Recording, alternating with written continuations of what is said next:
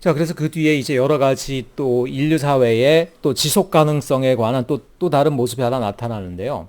자, 아까 전체 인류의 어떤 총량으로서의 생태학적 발자국을 얘기했는데, 이제는 아까도 얘기했지만 그런데 생태학적 발자국은 나라와 문화권, 그리고 경제력에 따라서 다 다르게 나타난다고 그랬죠.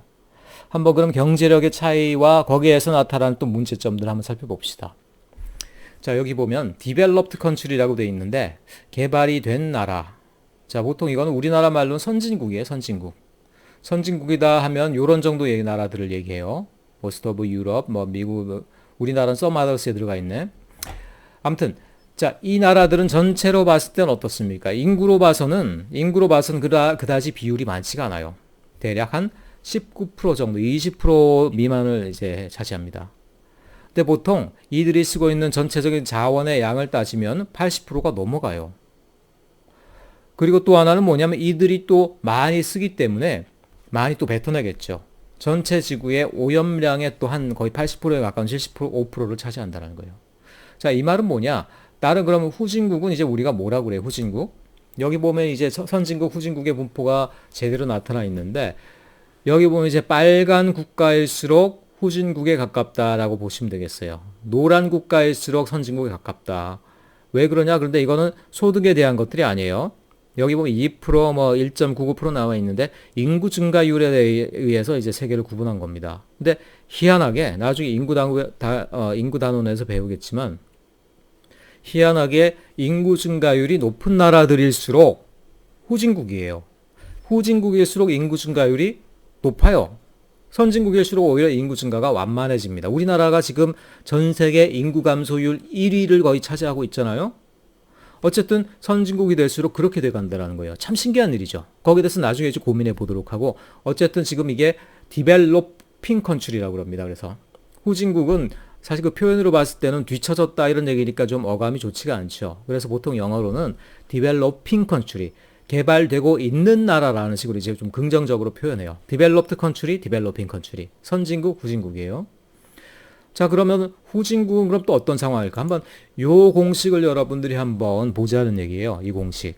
자, 이게 지금 세계의 부의 편중에 따라서 나타나는 환경적인 피해를 짐작할 수 있게 해주는 그런 공식이라는 거예요. 이거 뭐냐? I는 PAT라는 건데 이거 과연 뭘 얘기하는 걸까? 한번 봅시다. 자, I는 Environmental Impact예요. 환경적으로 주는 충격. 환경적으로 주는 충격. 자, 환경적으로 주는 충격은 P 곱하기 A 곱하기 T다라는 거예요. 세 개의 곱이라는 거예요. P는 뭐냐? population, 인구.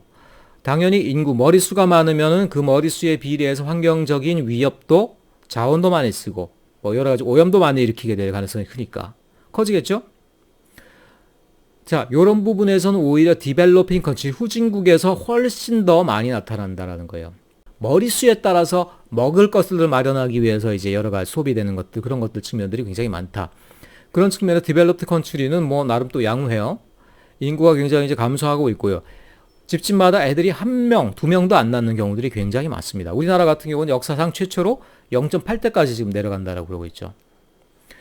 자, 그런데 그 다음 걸 봐야 되겠어요. 여기서 끝난 게 아니에요. 그 다음에는 뭐냐면 A라는 변수가 있습니다. 애플루언스라고 해요. 애플루언스. 애플루언스 하면 이거는 뭐냐? 부유함을 얘기합니다. 부유함. 자, 부유함의 정도에 따라서 환경적인 영향이 또 커집니다.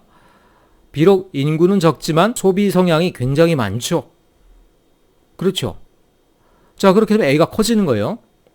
근데 이쪽은 인구는 비록 많지만 여기선 또 굉장히 낮아져. 1인당 소비 성향이 낮아요. 뭐 물건을 사치를 하려고 하더라도 사치 부릴 게 없어. 그냥 자급자족이야. 내가 옷 만들어서 내가 옷 입어야 돼. 무슨 사치가 어디 있습니까? 그렇게 되면은 A에서 굉장히 낮아질 수밖에 없겠죠. 그 다음에 곱하기 T가 된다라는 거예요. T. T라는 건 뭐냐면 테크놀로지컬 임팩트예요. 그러니까 기술에 의해서 환경적 영향이 나타나게 되겠죠. 자, 그런데 이거는 하나의 영향으로만 나타나지 않고 플러스랑 마이너스가 동시에 중첩돼서 나타나요. 무슨 얘기냐면은 테크놀로지가 높으면 일반적으로는 환경적인 오염도 많이 나타날 가능성이 커요. 하지만 최근의 테크놀로지란 건 뭡니까? 친환경 에너지 저감 기술까지도 포함하고 있죠.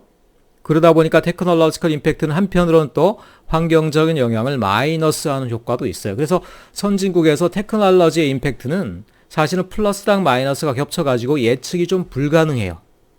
다만 그런데 최근엔 마이너스 측면들이 많이 개발되면서 선진국의 환경적인 영향들이, 환경적인 오염들이, 환경적인 파괴 현상들이 많이 줄어가고 있다라고 우리가 보통 진단할 수가 있어요. 제3세계는 어떻습니까? 자, 기술 수준이 낮다 보니까 또 어떤 일이 있냐? 자, 기술 수준이 낮으니까 낮은 상태에서 수확도 해야 되고 자원도 거두어들여야 되다 보니까 오히려 환경을 더 파괴해야 될 경우들이 또 상당히 많다라는 거예요. 예를 들어서 제가 어떤 선교사님한테 들은 얘기가 있어요. 아프리카 갔다 오신 분인데 아프리카에 굉장히 좋은 숲이 있는 마을이었는데 어느 날 그 숲을 갖다가 다 불태우더라는 거예요. 불태워서 숯덩어리가 된 그 나무를 갖다 팔더라는 거예요. 이들은 산림을 관리할 만한 기술도, 나무를 가공해서 이렇게 비싸게 부가가치를 받아서 팔 만한 능력도, 수송할 수 있는 그런 수송수단도 아무것도 없는 거예요. 숯덩이를 만들어서 파는 것들, 그런 정도 외에는 이들이 부가가치를 창출할 수 있는 방법이 없더라는 것이죠. 또 환경을 직접적으로 파괴해야 될 경우들이 또 굉장히 많다는 거예요. 그래서 결국은 어떤 선진국은 선진국대로 나름대로의 어떤 모형에 의해서 이런 인바이러먼트 임팩트를 만들고, 자, 후진국이라고 못 사니까 환경적 영향이 없다? 그들 나름대로의 구조에 의해서 또 환경적인 오염들, 영향들이 또 만만치가 않게 나타난다는 거예요. 근데 자, 지금 세계의 구조는 어떻냐? 요런 나라와 요런 나라가 정확히 구분되어 있더라는 거예요, 이렇게. 그러면서 이런 나라들은 얼마만큼? 대략 한 80%. 이런 나라는 대략 20%. 인구수 얘기예요, 인구수. 자, 그런데 이들이 쓰고 있는 자원의 양으로는 어떻게 돼요? 자원의 양으로는 여기가 20, 여기가 80이 되는 이런 어떤 양극화 현상이 나타나더라는 거죠. 양극화 현상. 그러니까 2대 8의 사회, 파레토 법칙, 여러분 이런 얘기 들어보셨죠? 파레토의 법칙 뭐 이런 얘기들이 있는데, 파레토라는 분은 이탈리아 경제학자예요. 근데 이분이 어떤 예측을 했냐면 고도화된 자본주의 사회일수록 2대 8의 사회로 굳어지더라. 20%의 잘 사는 사람들이 사회적인 전체 자원의 한 80%를 이용하게 되더라는 거예요. 굉장히 부유하겠죠. 그런가 하면 이제 가지지 못한 80% 같은 경우는 20%의 자원만을 쓸 수가 있어요. 굉장히 아웅다웅하면서 부족하게 살 수밖에 없겠죠. 근데 이 2대 8이 왜 나타나는지 모르겠지만 고도화되어가는 사회일수록, 그런 지역일수록 2대 8이라는 숫자가 굉장히 선명하게 나타나더라는 거예요. 파레토의 법칙이 그대로 실현되고 있다라고 지금 우리는 보고 있어요. 그러니까 굉장히 무서운 일이죠. 그리고 이 사회는 굉장히 넓은 시면의 깊이가 있더라는 거예요. 넘어설 수 없는. 자, 이런 것들을 우리가 양극화라고 그럽니다. 전 세계적으로도 그렇고요. 각 나라별로도 그렇고요. 각 도시별로도 심지어 이런 모습들이 많이 나타나고 있어요. 환경적으로도 이런 사회가 굉장히 불리하다라는 얘기예요. 이 사람들은 얼마 안 되는 사람들이 많은 자원을 소모하는 거니까 낭비에 의한 오염들이 나타나겠죠. 이 사람들은 많은 인구가 적은 자원을 가지고 살다 보니까 자원을 어떻게 됩니까? 지속 가능하지 않고 자연을 파괴하는 형태로 쓸 수밖에 없더라는 거예요. 그러니까 나름대로 다 각자 환경을 파괴해야 되는 구조와 이유 가운데 있더라는 거야. 이런 사회 구조는, 이런 세계의 구조는 결코 환경적으로 유리하지가 않다. 자, 그래가지고 이제 디벨로핑 컨트리라고 할 수 있는 나라는 여기 보면 이제 쭉 나오고 있죠. 아프리카, 남미의 나라들이 대부분이고요.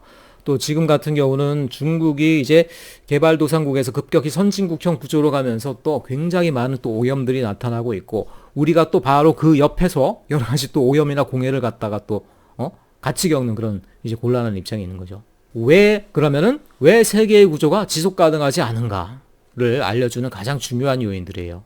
세계의 양극화, 2대 8의 사회, 그런 것들이 어떻게 됩니까? 환경적으로는 더욱더 큰 충격으로 나올 수밖에 없는 그런 구조라는 거.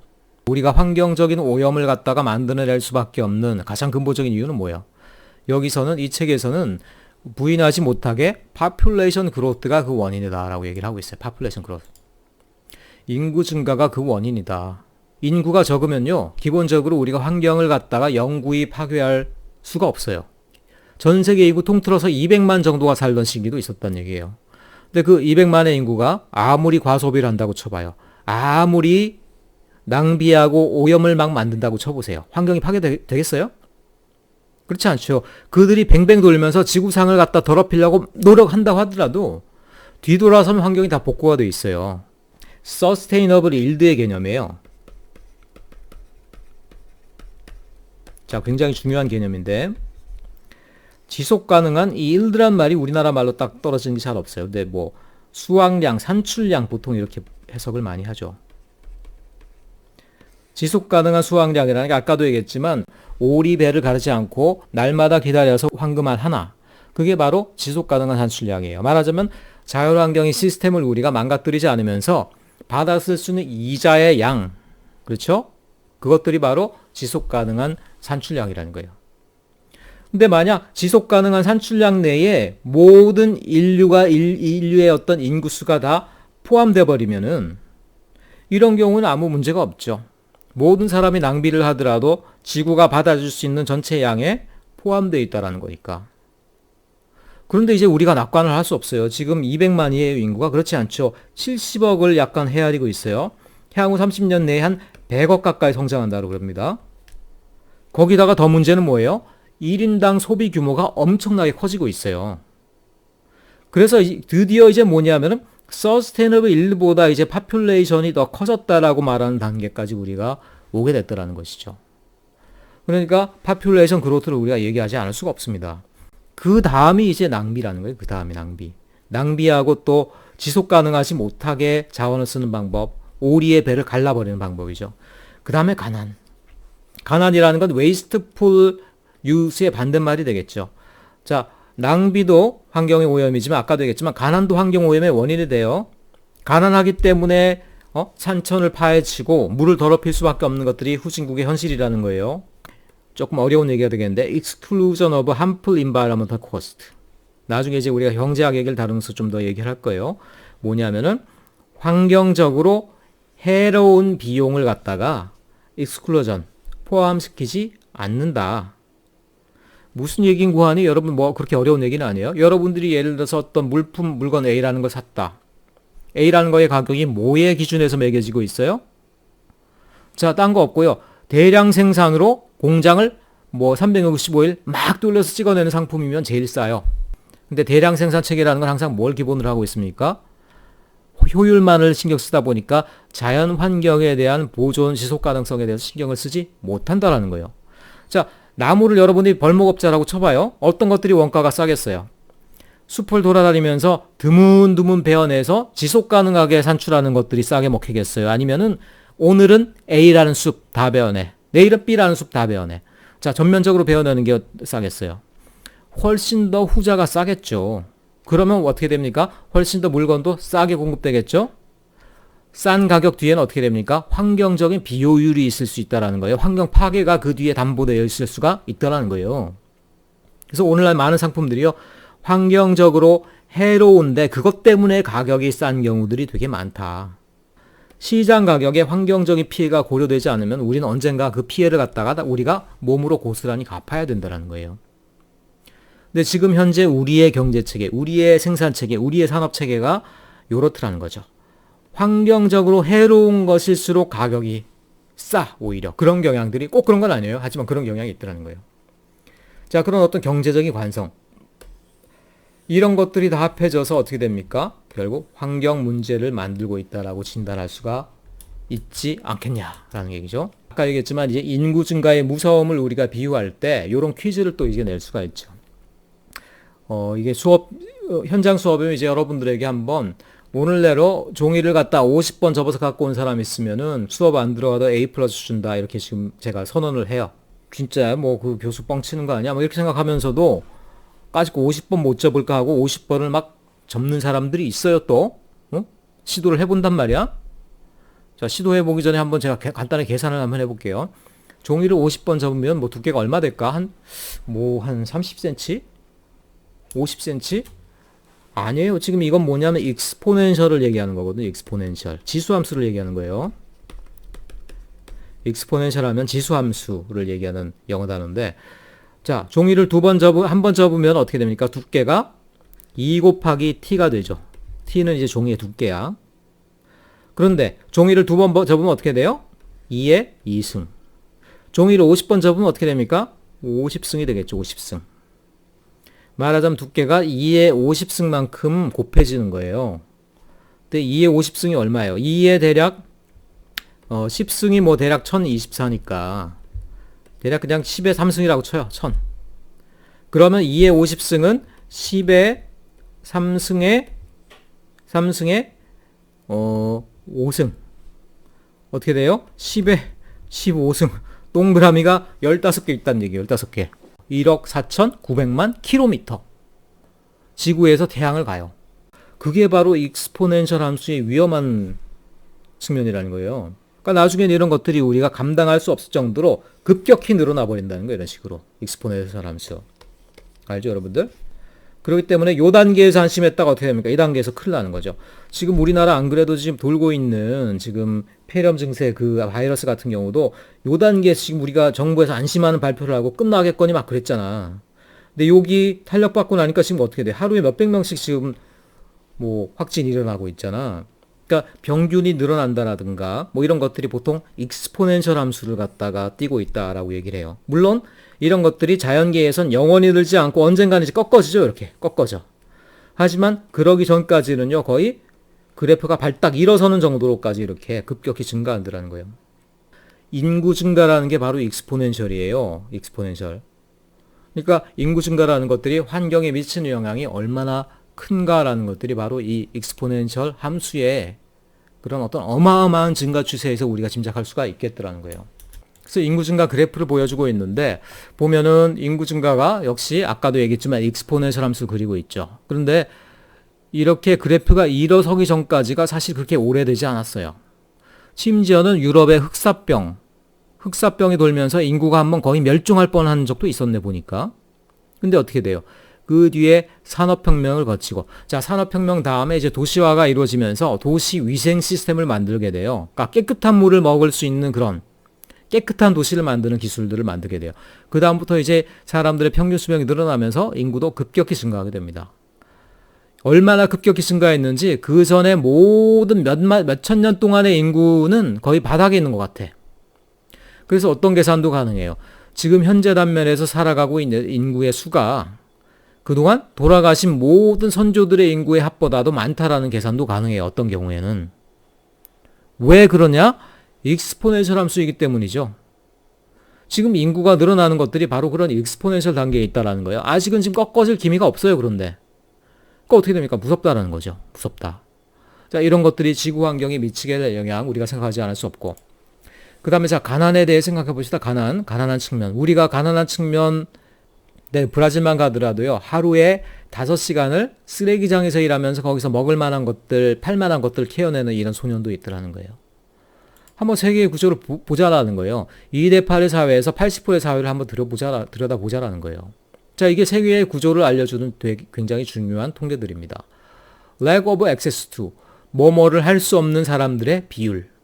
뭘 할 수 없다? Adequate sanitation facilities.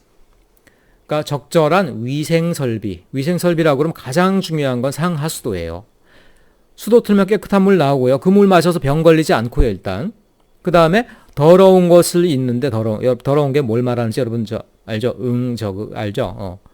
걔네들이 어떤 나라에서는 버튼 하나만 누르면 알아서 땅 밑으로 다 없어져 버려. 어떤 나라는 어떻게 돼요? 싸면 싸는 만큼 옆에 쌓아놔야 되는 나라들이 아직도 있더라는 거예요. 거기서 생기는 병균, 전염병 뭐 말할 것도 없죠. 자, 그런데 에드킷 세니테이션 퍼실러티를 물론 에드킷이 얼마를 말하는 건지 모르겠어요. 근데 그것에 아직 접근 못하는 나라들이 그런 사람들이 전 세계 3분의 1이 넘네. 이것만 해도 제가 볼 땐 너무 낙관적인 평가가 아닌가 싶어요. 제일 중요한 거 클린 드링킹 워터. 마실 수 있는 물이 없는 사람들이 16%가 돼요. 여러분 이거 우리 수돗물 못 마시니까 그것도 여기 포함된다? 절대 아니에요. 우리나라 수돗물 정도면요. 전 세계 10% 이내에 드는 깨끗한 물이에요. 그 정도 물이면요. 물 없는 나라에서는요. 완전히 천국의 물로 생각해요. 그러니까 제가 볼 땐 이거는 굉장히 낙관적으로 잡은 추세가 이렇다는 거예요. 이 근데 건강관리란 말이 되게 애매하다. 우리 건강관리라고 얘기하면 가서 뭐 헬스장에서 PT 받고 뭐 피부 관리 받고 뭐 이런 거 얘기하는데 아마 15% 나오는 걸 봐서 그 수준을 얘기하는 게 아닌 것 같아요. 진짜 죽게 되었을 때 의사를 갖다가 얼굴이라도 볼 수 있는 나라 뭐 이런 정도를 얘기하는 것 같죠. 근데 문제는 뭐냐면 이것들이 각각 따로 계산된 거예요. 이 모든 것들을 다 접근할 수 있는 사람들의 비율은 그럼 전 세계에서 얼마가 되겠습니까? 장담하건대 30%가 안 될 겁니다. 우리가 아무리 못 사는 집에 산다고 하더라도 최소한 그 30% 이내에는 포함되고 있더라는 거예요. 그게 지금 세계의 가난의 구조라는 거예요, 여러분들. 유아 사망이 일어나는 거, 그러니까 애들이 영양실조나 아니면 여러 가지 질병으로 죽게 되는 것들, 뭐 그런 것들을 보면은 하루에도 여러분 제트기 제일 큰 전보 747 여객기 있죠. 그게 하루에도 2대씩 떨어지는 그런 비율로 어린아이들이 죽어가고 있다. 이런 계산, 이런 통계가 있어요. 근데 비행기가 떨어지면 우리 전 세계적인 뉴스가 되는데 이렇게 이름도 없는 아이들이 막 죽어가는 거에 대해서는 우리는 전혀 이름도 모르고 의식도 못하고 있죠. 저 장막 뒤에 있는 80%의 세계에서 나타나고 있는 일이라는 거예요. 자, 또 하나 그럼 다시 한번 20%의 사회를 한번 와보겠습니다. 20%의 사회. 잘 사는 사회. 디벨롭드 컨트리. 보면 여러분들, 자, 전 세계 인구가 얘기했지만 디벨롭드 컨트리 대 디벨로핑 컨트리의 비율은 대략 인구로 봤을 때 얼마? 대략 2대 8. 18대 82가 되네요. 근데 밑에 한번 보세요. 자, 평균 수명 10년이 넘게 차이가 나네. 웰스 앤 인컴 2대 8의 사회라고 했지만 실제로 2대 8보다도 더 격차가 벌어져 있죠. 부와 소득은 85대 15가 되네. 85대 15 거꾸로. 자원의 사용량은 더 커요. 88대 12. 폴루션의 웨이스도 한 75대 25. 2대 8의 사회가 이렇게 극적으로 나타나고 있는 세계 구조가 다시 한번 통계로 그대로 증명이 되죠. 양극화 구조라는 것들이 어떻게 됩니까? 우리가 경제적이고 계층적인 측면에서도 어려울 뿐만 아니라 환경적인 측면에서도 굉장히 이제 불리한 구조다. 그런 것들 여러분이 알아야 된다는 거예요. 20% 사회의 문제를 또 한번 꼬집고 지나가고 있습니다. 바로 우리 사회의 문제들인데요. 이 애플루언스, 부유함이라는 거. 부유함이라는 거를 그래서 현대사회에서 어떤 한 문명학자가 애플루엔자라는 이제 신조어를 얘기했어요. 애플루엔자. 신조어입니다. 뭐랑 뭐를 합한 거겠어요. 애플루엔자는 인플루엔자 하면은 독감이잖아요. 가장 전염력이 세다고 생각되는 독감 바이러스. 가 막 번지는 거예요. 옆 사람이 앓으면 나도 같이 앓게 되는 거예요. 애플루언스 플러스 인플루엔자. 애플루언스 플러스 인플루엔자 해서 애플루엔자가 된 거예요. 말하자면 부유함이 마치 독감 바이러스처럼 사회를 감싸고 번진다 이런 얘기가 되겠죠. 예를 들어서 한번 보세요. 한번 예를 간단하게 한번 들어볼게요. 여러분 우리나라에서 아무리 가난한 집안이라고 하더라도 스마트폰을 2년에 한 번씩 갑니까? 안 갑니까? 그리고 더 심하게는 자 여러분 스마트폰이 수명이 다 되고 떨어지고 너덜너덜해서 버리고 바꾼 사람 있어요? 아니지. 새로운 스타일이 나오면 바꾸지. 심지어 그 기능도 다 이용도 못하죠? 다만 디자인 때문에 바꾸는 경우도 있죠? 자 기분이 오늘따라 꿀꿀해서 뭐 가방을 하나 사는 경우도 있죠? 옆 사람이 뭐 먹으니까 나도 그냥 같이 먹는 경우도 있죠? 필요가 소비를 이끄는 게 아니라 다른 사람들이 하고 있는 행태가 전형적으로 소비를 유발하더라는 거예요. 내가 그 도시에 살고 있으면 그 도시의 소비적인 분위기 가운데 나도 전염되어서 그 도시에 맞는 소비 생활을 하게 되더라는 거예요. 내 필요가 소비 생활의 기준이 되는 것이 아니고 그 주변 사람들의 어떤 분위기가 나를 감염시키더라는 거예요. 그걸 갖다가 이제 애플루엔자라고 이제 명명을 한 거죠. 20%의 사회가 왜 80%만큼의 자원을 쓰는지가 바로 여기서 나타나게 되는 것이죠. 자, 그래서 2절, 3절에서 나오는 얘기들, 서스테너빌리티 차원에서 우리 사회를 지금 평가하고 있습니다. 여러 측면에서 지금 우리 사회는 굉장히 불리해요. 생태학적 발자국을 봤을 때 지금 우리는 너무 많은 지구의 면적을 쓰고 있고요. 그 다음에 세계의 구조, 경제적인 특별히 구조를 봤을 때 2대 8의 양극화라는 것들, 그리고 빈곤한 사회, 그리고 뭐 애플루엔자의 사회, 이 두 가지가 각자가 낭비적이고 또는 지구 환경을 갖다 소모할 수밖에 없는 그런 구조에 있다라는 어떤 그런 인식이 있어야 된다는 거죠. 자, 그런 측면에서 환경 문제라는 거는 자연을 보호하는 문제가 아니에요. 가서 쓰레기 줍는 문제가 아닙니다. 보다 크고 근본적인 구조적인 요인을 봐야 돼요. 전 세계의 이런 어떤 부의 균형과 관련된 문제라든가 아니면 사람들의 소비 성향과 관련된 문제들, 극단적인 가난함의 문제들, 이런 것들이 결국은 흘러서 환경적인 피해로 연결되는 구조에 있다라는 거예요. 그래서 환경 문제는 좀 더 근본적으로 접근을 해야 돼요. 근본적으로. 그래서 4절에서는 아까 나왔던 결론이 다시 한번 반복되고 있습니다. 결국은 우리가 지속 가능하게 산다는 건 뭐냐? 자연적인 이자 소득 내에서 살아가자. 우리 은퇴하기 전에 20억 현금은 모아놔야 되겠다. 딱 나오죠, 여기? 또 지구환경적으로도 뭐예요? 내가 살아가면서 지구환경을 적어도 파먹는 사람은 아니고 지구환경이 주는 이자 내에서 살아가는 사람으로 살아가야 되겠다. 그러기 위해서는 어떻게 된다? 내 생태학적 발자국을 줄여나가야 되겠구나, 이런 생각을 여러분들이 해야 된다는 것이죠. 그래서 5절로 가보면은 앞에 나왔던 얘기들을 간단하게 이제 요약을 하고 있습니다. Three big ideas. 일단 우리는 자연을 본받아야 됩니다. 자연은 지속 가능해요. 물론 자연이 윤리적이다 또는 자연이 지혜롭다, 이런 표현은 틀린 표현이에요. 자연은 윤리도 없고요, 사랑도 없고요, 정도 없고요, 분노도 없어. 자연은 그 상태 그대로 있는 것뿐입니다. 하지만 자연은 지속 가능해요. 어떻게 지속 가능하냐? 아까 세 가지 원리가 나왔죠. 태양에너지의 의존, 그 다음에 생태 다양성을 보존, 그리고 자원의 순환 과정을 끊임없이 유지. 자, 이런 것들을 우리가 우리 사회에도, 심지어 우리의 개인의 삶에도 받아들여야 되겠죠. 지나친 부의 편중, 이런 것들, 그런 것들이 사실은 이런 자연계의 지속 가능성과는 다른 우리 인간 사회에 또 어떻게 보면 지속 가능하지 못한 구조구나, 이런 것들 우리가 어떻게 개선해 나가야 될까를 고민해야 되겠구나, 이런 생각을 우리가 할 수밖에 없겠죠. 자, 마지막으로 요거에 대한 얘기만 조금 여러분들에게 드리고 마치도록 하겠습니다. 이게 물론 아직 여러 가지 학설이 많은데요. 이스터 아일랜드라고, 여러분 이거 뭐라고 하는 얘기 있죠. 박물관 살아있다 거기도 나오고 그러는데, 이게 이제 거석상인데, 이스터란 섬이 있는데 1722년인가요? 네덜란드 사람들이 폴리네시아 근처에 있는 요 섬을 갔다가 처음으로 방문한 날이 이스터, 부활절이었어요. 그래서 이스터 아일랜드가 됐어. 할머니하고 애들 정도밖에 없더라는 거야. 그러니까 제대로 된 성인들이 없더라는 거예요. 그리고 이 섬이 거의 황폐하던 상태에 있어. 사람이 살고 있긴 한데 제대로의 문명이 이루어져 있지 않고. 그런가 하면 근데 이 해변을 쭉 따라 돌아가다 보니까 이런 거석상들이 쭉 심어져 있는데 이 돌 하나가 거의 8m가 넘어가요. 자, 이런 거대한 공사를 했으려면 엄청나게 많은 사람과 자원이 필요했을 텐데 어떻게 이게 가능했을까? 자, 폴리네시아 쪽에서 육지의 경쟁을 피해서 한 부족이 여기로 이사를 왔을 거라는 거예요, 이 섬에. 처음에는 지상낙원이었겠죠. 더 이상 적들이 없고 우리가 이 섬을 관리하면 되는 거야. 섬에 있는 나무들, 모든 물들, 과일들 다 우리 거. 그런데 어떤 일이 있었겠어요? 이게 마치 하나의 작은 지구와 같았겠죠.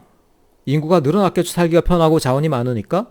인구가 익스포넨셜하게 늘어나면 언젠가는 이 서스테너블 일드의 범위를 벗어난다라는 거예요. 전쟁이 일어나고 부족이 또 갈라지고 지배하는 사람들이 좀 더 많이 가지려고 그러고 없는 사람들을 뺏기기 시작하고 굶어 죽기 시작하고 이런 일들이 나타나지 않겠냐라는 거예요. 좀 더 자신의 권위를 강조하기 위해서 오히려 무리한 마지막 자원을 그냥 다 끌어들여가지고 무리한 공사를 했을 것이다. 그런 것들이 우리 과거 제국의 어떤 역사에도 많이 나타나고 있죠. 그래서 마지막으로 크게 한번 사람들을 동원해서 만든 공사가 이런 거석상을 만드는 공사가 아니었을까. 이 거석을 옮기기 위해서 심지어는 이 섬에 있는 나무가 대부분 베어졌을 것이다. 왜냐하면은 나무 위로 얘를 굴려야 되잖아요. 자원의 몰락과 함께 거기에 있었던 부족도 몰락했을 것이다. 근데 이제 무서운 건 뭐냐면 이 섬에서 일어났던 이런 일들이 일종의 어떤 지구에서 일어나는 역사의 축약이 아니겠냐, 이런 얘기라는 거예요. 지구라는 섬도 혹시 그런 과정 중에 있지 않겠느냐라고 우리가 생각한다라고 그러면 끔찍하지 않을 수 없죠. 지구의 서스테너블 일들을 갖다가 지금 넘어서고 있는 부분들, 그런 부분에 대해서 우리가 어떻게 볼 거냐, 그런 부분에서 우리가 생각하지 않을 수가 없겠다라는 거예요. 자, 강의는 마쳤지만 번외로 조금 더 자료를 보여드리면요. 요게 My Footprint